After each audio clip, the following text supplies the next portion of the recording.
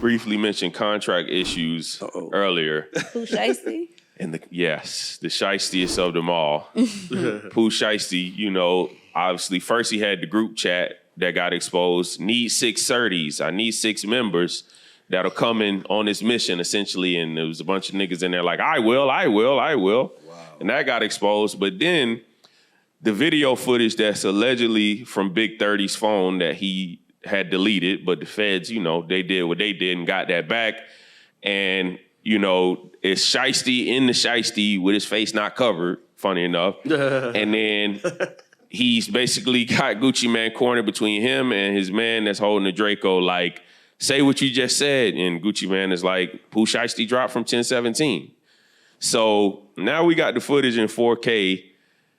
What are some of y'all thoughts about this? This damn near don't even seem real. Let's give a little bit more context behind it. We also had Pooh Shiesty, you know, basically saying that Gucci, you basically antagonizing him, like you're not gonna say nothing. That's why the face mask isn't on at the time. Also, let's also mention how calm Gucci looked in the situation. Like he was very collected for some stuff like this to be going on. Like what was that, a Draco or something that was at him? Like, well, so yeah, that. Let me say this. That was probably the dumbest knucklehead move in the history of the music business I've ever seen in my life. Yes. Yeah. And I don't want to blame Pooh Shiesty. I'm going to blame his parents. And the only reason I'm going to blame his parents is because his mother came out and said, yeah, we standing tall in this. That's how he was raised. Yeah. That's why when Charleston White was like, yo, Pooh Shiesty is cool with going to jail 20 years on y'all niggas. Like, he was built for that, right? Yeah. So, but the reason why I said it was knucklehead is because you could have made one phone call to anybody. If I did this, what would happen? What you have to know, if you would have called someone like me who knew, they would have said, there needs to be 4 signatures, and there needs to be, what's the word? Either a notary present or an attorney present, right? You didn't have neither one. Gucci's been in this business 20-some years. Gucci already knew what it was. Hey, you out your deal. Hey, you good, you out your deal. He already know. It don't work like that. Right. It's not gonna go like that, bro. And it's like if now, you know, a career is ruined, in my opinion, because of it. And the footage of it, it's like, how, like, bro, like, man, once you step off the porch and you started making taxes, W-9s, you start W-4s, you start paying taxes, you are a civilian. I don't care how close you are to the streets. Mm. So the minute that you started making W-9s and you making money, you had to understand you're playing a bigger game. And I know you think you're playing a bigger game with Gucci, but the one thing Gucci has that I know you don't have, obviously, is a good relationship with his lawyer. Mm. Yeah. Because Gucci lawyer probably already told him what happens. Hey, you signed under duress. It's nothing you can do to get out. He can get out that deal tomorrow. That was stupid. You should have just talked to him, said, yo, bro, let me out. I want to get out. How we do this, worked out an exit. But now, you know, careers are, I ain't gonna say lives are ruined, because his mom's was a gangster. That nigga mom's like, my son gonna stand tall. I respect it. Like, it's one of them characters from The Wire. His dad was with, but I'm saying, but like usually, mama is usually the voice. So a mama is like, we ain't playing, nigga. Right. Once mama say we ain't playing, we ain't playing. No, facts. We gotta back mama up. I blame 4 things. Number one, like you said, the parents. Pooh Shiesty never stood a chance. Never. As a kid, never. He just never stood a chance with those type of parents. Mm-hmm. Number 2, I blame the old industry stories, right? Yes. I blame the Suge Knight hanging dudes from the balcony. Right, I blame the J Prince going in there getting UGK out their deal with the, and then I blame, which really messes everything up, I blame technology.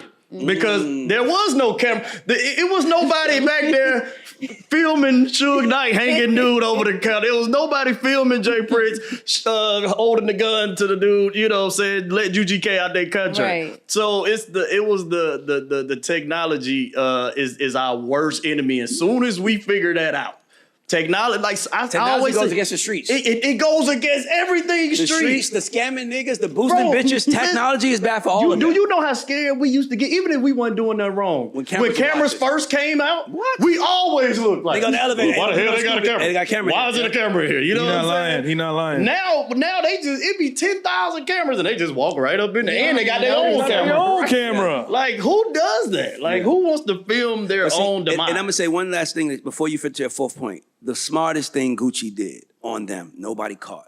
He walked towards the gun. Yep.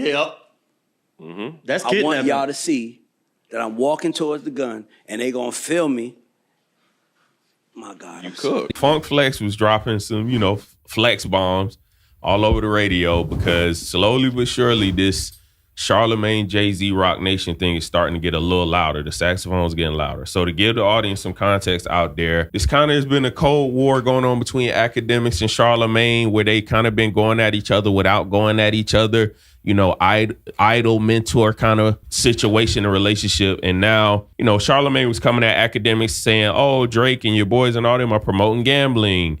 You're promoting it to kids. And then they looked at the paperwork for Jay-Z's casino that he was trying to build in, right there in Times Square. And whose name was on it? Charlamagne the God. I think that this is a huge blemish that Charlamagne has to address. He just Charlamagne has been, it goes back to the Dame Dash interview when he was like, do you work for Jay-Z? And Charlamagne, it's like, he has to address it. And the only reason I'm saying is because it's not like Charlamagne was under iHeart. If he was under iHeart Media, he was under Rock Nation. Mm-hmm. And let's be clear, I've said a lot about Jay-Z great. I've also gave criticism, but I've also acknowledged I was on their payroll. I've never hid that. Rock Nation was paying me, and I was now mind you, I was an A&R they was paying me to do. They wasn't paying me to talk, but I was an A&R working under Omar and Shari Bryant for a minute. So I always admitted that I had connections to it. To me, this feels like Charlamagne is he's become the moral compass of how black folks should operate in media. Like he's the top guy. And, and sometimes they make academics feel like he's the kid that's acting like a child in media. But here's one of them terms where the motherfucking, it flipped. It flipped. And I'm like Charlamagne, like, dog, he has to address this. He has to. You've been on air speaking about how good it is. That's like me when every time I spoke about, I made sure people know I got paid by them. I was an A&R. You don't do that. That's whack. This is the first one I'm like, and Charlamagne is on my Mount Rushmore over everything. And this is the first one I'm like, hey, bro, they might need to pull your face down because you have been Jay-Z's talk piece. And it's weird. It's like, and he called me about Jay-Z. Hey, and I'm like, damn, I thought it was noble. I'm like, man, a black man calling another black man about correcting how we speak about each other. You know what? I can get with this. Mm-hmm. Even though I'm on the wrong side of it, I can get with this. But I specifically asked him, I'm like, yo, you work with him? It's like, nah, I ain't got nothing to do with him. Then it goes back to my Jay-Z Donald Trump fucking statement. Where everybody's like, no, you can say anything but that. Didn't we just find out Trump made $2.2 billion in crypto? Yep, Trump. And he was like, I ain't got nothing to do with that. Why y'all worried about that? It's the same concept. Jay-Z is smart. That is what a brilliant man would do. Get the number one man in media to be my friend. And but first of all, let me tell you another thing that I know. There's something else that I don't know this. This is an alleged rumor. I'm probably gonna get a call, but this is an alleged rumor. From when I was coming up in the business and you hear about how certain people play, what I will always hear back then was them Rockefeller niggas used to knock off all the publicists in the city. Mm-hmm. All the big publicists in the city, that's how they was able to control how the press was written around them, how they was able to control that because they was knocking down all of the publicists. This is what I've heard like forever, like, man, because when I was coming up, they would tell me, man, you better be like Dame.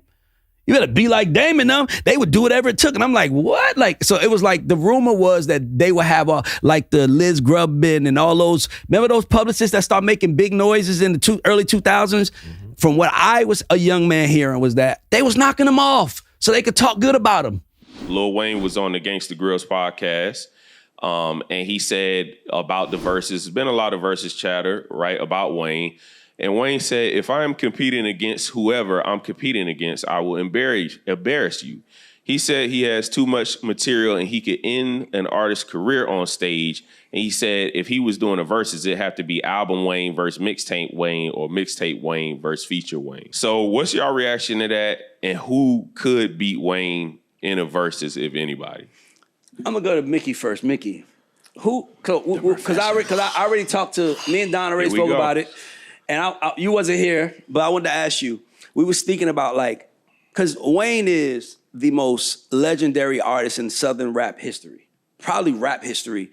If you look at it, Wayne is the Michael Jackson of rap. Started as 14 and still relevant. In your 40s, it's nothing like it. So I started thinking, I'm like, who can beat Wayne in the verses? So this is why I started looking at it, Mickey. I started looking at it like, Wayne is a great actor, if you had to say rap, right? But Versus is not about who's the great actor. It's about who has the greater movies. Yes. Right? So I started thinking, I'm like, who do I think? I only think there's 4 artists in the hip hop space that could beat Wayne in the Versus. And that's too many. Okay, that's what I said, but hold on, I'm giving it to Mickey because I told you, and everybody gonna get there is like, so Mickey, I'm just asking you, who do you think could beat Wayne in the Versus? So, or if anybody could beat him? I think well, he can be, anybody can be beat, but I think competitive wise, I think that Jay would be a good competitor. Let me get it out. We coming to you, Don. Don, don't listen. We got him. Let's go. No, listen. Jay would be a good competitor. I didn't say he would win. I said he would be a good competitor. Kanye would give him fits. I personally believe that Snoop took it easy on DMX because that was his man. But I think Snoop would give him. I think Snoop would give Wayne some problems. I also think. No. But we asking you. See, cause what you're doing is. I'm saying problems. No, I want to ask you who do you win? think can beat Wayne in the Versus? Okay. So who could beat him? Kanye could beat him. And Kanye could beat him. who else? I also think Jay could beat him too. I think those are the only 2. I have 4, and out of the 4, I said Jay and Ye are on the list. Okay. So the 4 people that I think could beat Wayne in the Versus, and this is hard.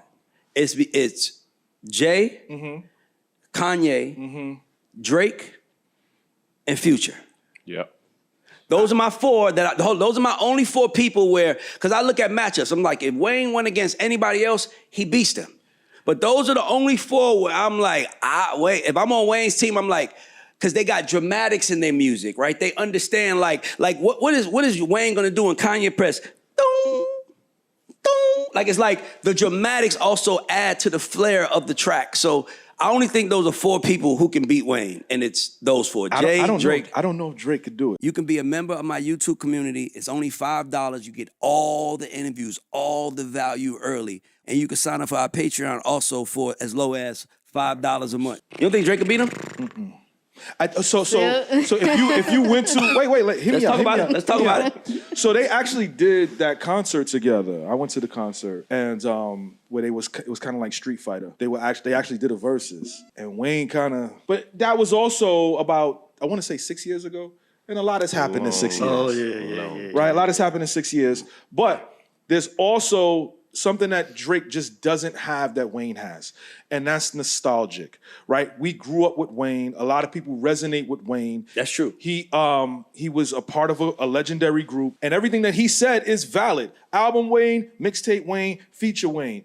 And he can pull from so many different places that resonate with people so much that I'm not sure if Drake in the way that he started can compete with that. It has to be a legacy artist. Well, let me say this though. Okay, so I kind of disagree with you because I think that when we're speaking about where people are made, but I also think we're not factoring the last 6 years. Right, yeah, that's like I'm gonna be honest with you. Like that. in the last 6 years, Future caught so many people to me. Yeah. Like he wasn't around 2020. He was top, but 2020, 2026, to me, he passed everybody because he didn't miss one. He didn't miss anything he put out. So that's why I got to give it to Future. So, and I think Drake and him will probably be the hardest battle for because I think it's probably be a lot closer because Wayne does have the 90s and the early 2000s that Drake that wasn't around. Right. That has the advantage over him, that nostalgia. But I just think that, I think that Drake in the last 6 years between his Iceman and between the Heartbreak, Certified Lover Kid, I think he caught everybody. Just the freshman list, I think is, first off, I'll go through it real quick. Shout out to my boy Lareezy. Yep. New Shout Orleans, out to Trims from South Carolina, Trap Dicky from South Carolina. Salute. Which we have something on the board about that. But nonetheless, it's Lareezy, Slayer, So Camo, Trap Dicky, Belly Gang Cushington, shout out to Belly, Chris Patrick, Babyface E, YK Niece, Skrilla, Trim, Miles Minnick, and Hurricane Wisdom. So That's 12. Is that 11? Yeah. It's 11 or 12? It's 12. It's 4, 3, and then 1, 2, 3, 4. So that's what? Yes, 11. Yeah, because I did 11. that. So when I saw it, because, of course, we was talking about the South and the North. Yeah. And, I had to do a score. What's the score? So the score, the South won by 1. Okay. We got 6 Southerners and we got 5 people from elsewhere. So, Okay. So we still on top by 1. Okay. I like the list though. I like it's a new world, man. Like you got to work. That list. I like the list, but it doesn't mean shit. Yeah, I was gonna ask. If the list means something to you, you've lost. If you're on that page, that list is a confirmation that you're doing right. That means you should be doing way, way, way more. That's what the only advice I would give to anybody on the cover. The cover is a gift. Go look at some of those other covers and look at what happened to them. Like it's only like XXL probably has a 3 out of 10, 3 to 4 out of 10 rate of like who really goes. I would just focus on that if I was them. Like, hey, I appreciate y'all acknowledging me, XXL. Shout out to Vanessa, but I'm about to go high. I'm about to make y'all proud for picking me. I know you that's gotta think right. like that. No, that's real. I feel like the 2016 class is probably the best one of the best ones. You had Yachty, you had Uzi, you had 21, Kodak. You had a lot of stars in that. Denzel Curry and the Underground made a big wave. So I feel like this was one of the better classes in recent memory. 2016, 2010. Was it? Were you on the? Were Yeah, you on the cover? I was on the 09 cover. My motherfucker. Now, it was a big deal back then. Yes, sir. So what did you think about it then? We got alumni. I need to talk to you. What you think? About this cover? Yeah, just It's in cool, general. It's cool. I mean, I think, Give them some advice. As somebody been on the cover. I mean, you gotta keep working. That's the main thing. You gotta keep working, shoot for the stars, track how technology and entertainment is constantly shifting and changing, be ahead of the curve, and try to work with folks that are gonna get you the big records. You know what I'm saying? Like that's the main thing that I took away from it. You know what I'm saying? Because I was on, when they did the first cover that they did was the one with Lupe and Boosie and all of them, and then they stopped doing it. So then when they did our cover, that's what kind of changed everything because it was like, oh, okay, it was me, Wale, Cudi, B.O.B., That's a nice Corey lineup. Guns, you know what I'm saying, Ace Hood. Yeah. So like we were It's like all rappers. Yeah. Damn, I forgot niggas used to rap. And then when I did that cover, I went on tour with Nas and Wu-Tang.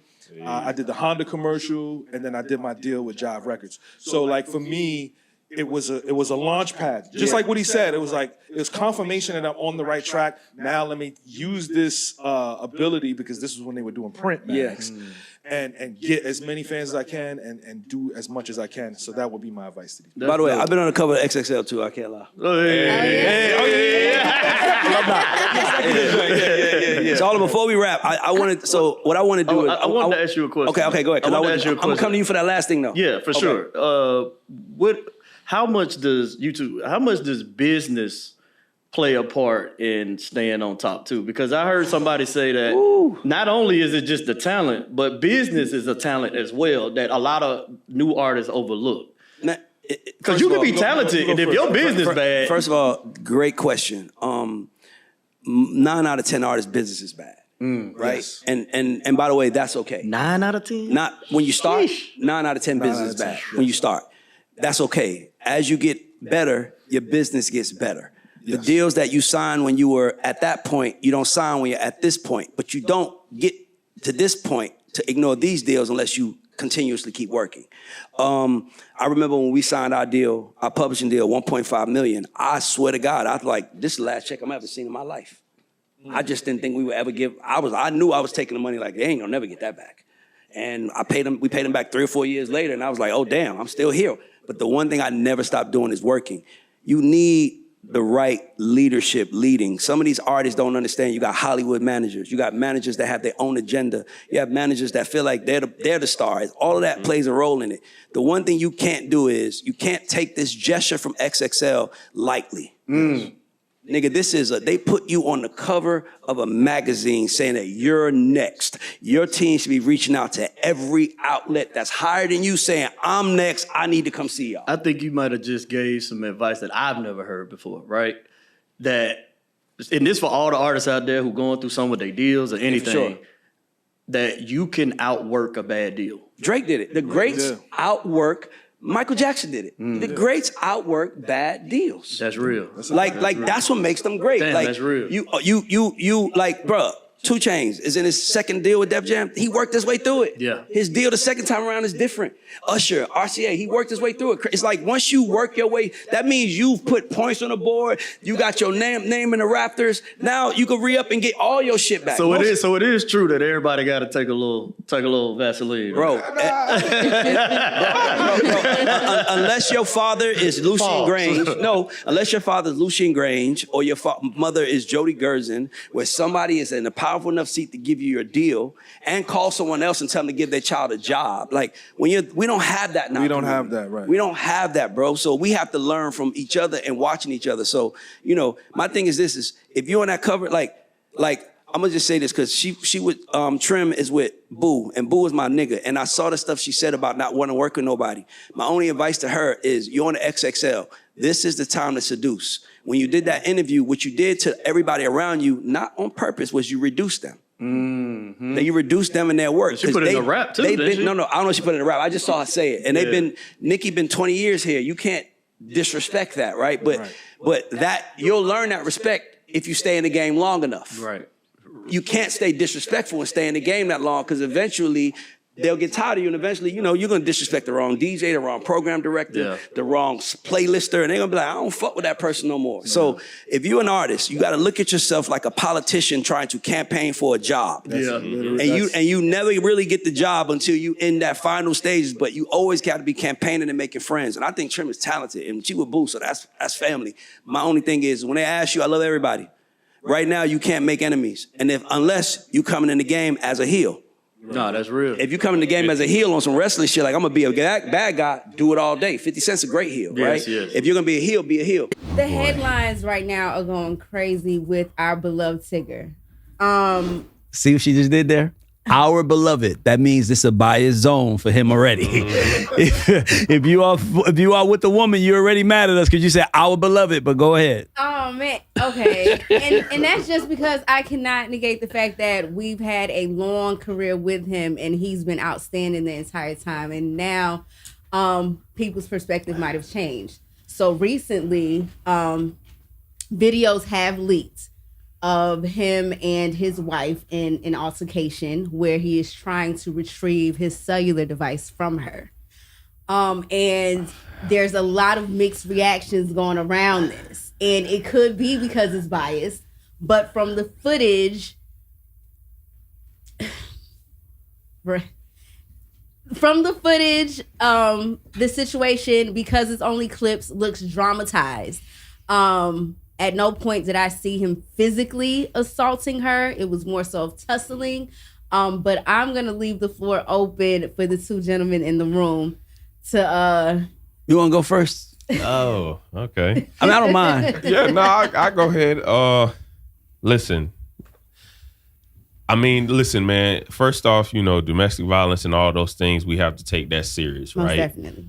But I gotta say, as a man, also though, I think a lot of men probably watching this could say that we've been in some precarious positions with women as well, right? So it's like, the video that most recently came out of her grabbing his phone, dropping down on the floor, and then in that specific video, we didn't see him punch her, kick her, or anything. He's trying to retrieve the phone, and now she's screaming and yelling.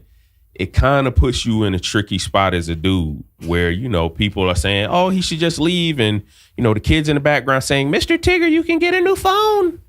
And so we got to be, careful about it. But at the same time, it puts you in a tight spot as a dude, I say this. Let me say this. So I did a video a few weeks back about this when it first happened, and I decided not to clip it up and put it out. It's on the show, but I didn't put it out because I felt like I couldn't talk about this without feeling biased towards Tigger. I just, as a man and as being around Tigger and kind of getting to hear his personality, even the video, I felt sorry for him.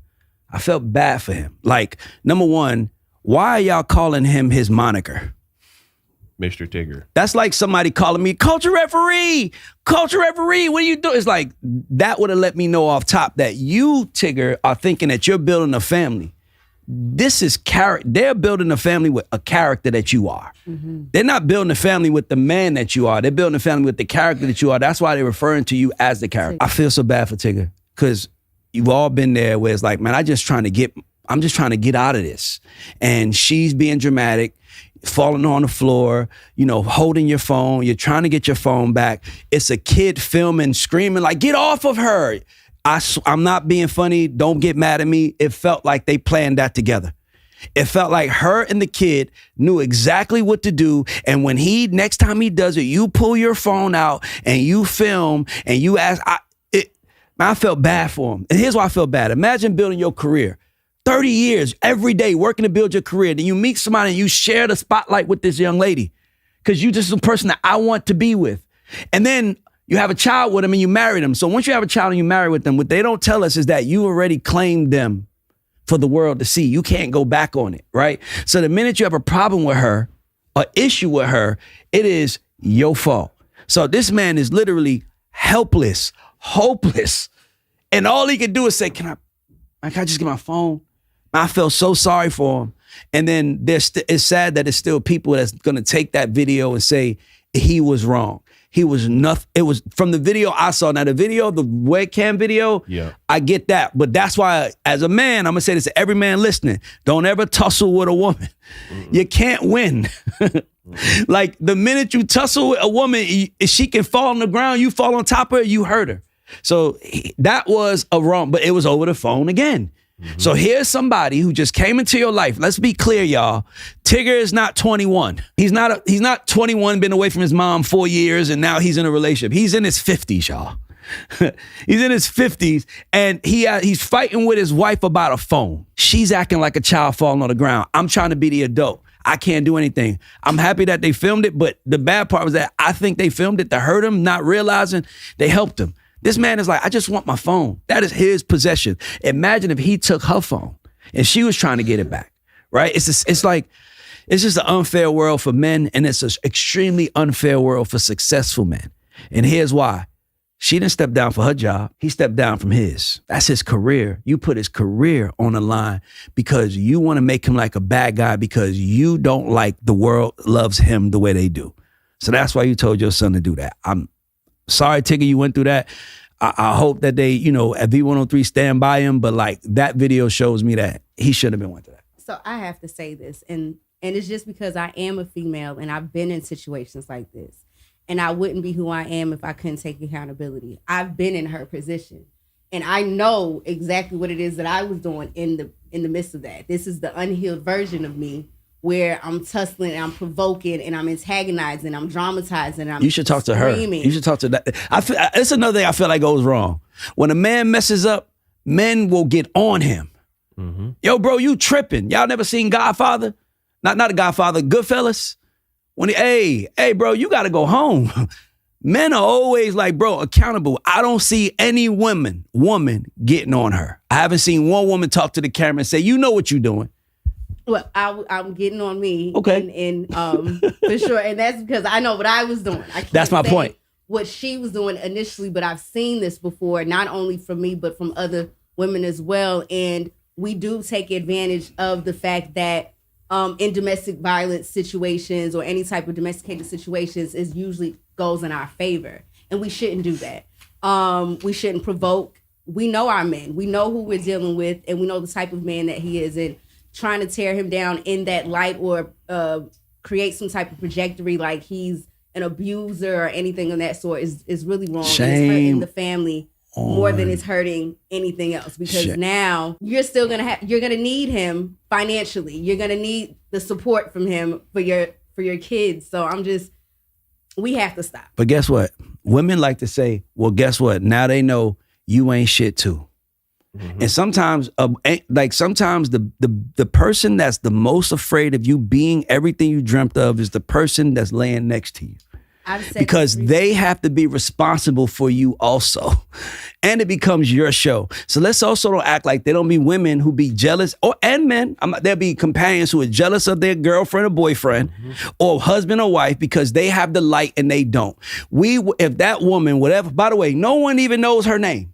If that woman did that to Carlos Jones that lives on Old National, nobody would have gave a fuck. And she knows it. She knew who she did it to. She knew the people was going to care. That's why she put it out there like that.